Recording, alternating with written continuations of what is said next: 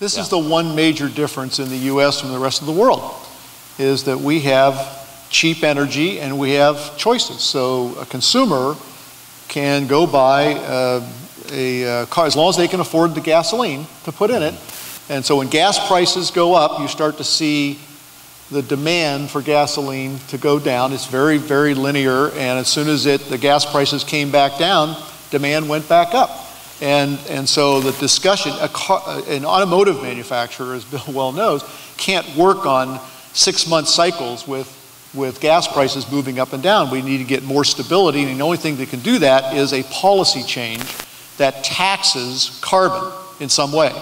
Whether it's cap and trade or it's some kind of tax. Tax is actually much more efficient, but it's hard on 4-year election cycles to. You got to call it something else. You got to call it something. But fee. It is essential. And I would just make one more point. Henrik in his panel before said something.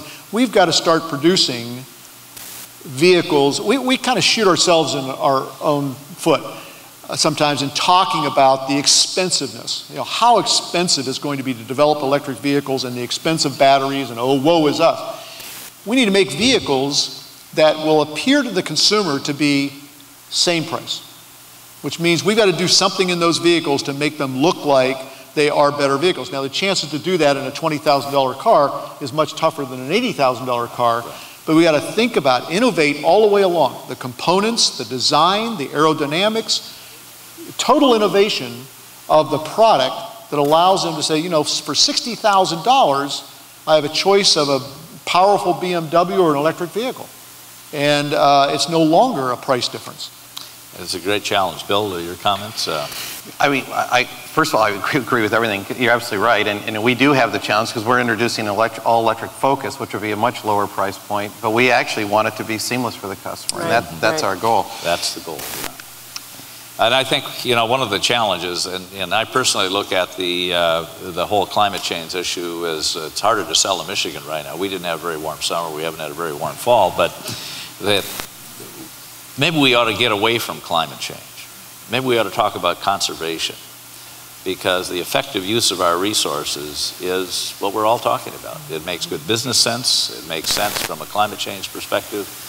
It just is the way we think. But we tend here in this country to find things that divide us rather than we can unite. And that's one of the perspectives that I think is different in other parts of the world. And we've got work to do. For example, the idea that we would send an organization over to the Saudis and shut down their oil production to keep from producing that old carbon.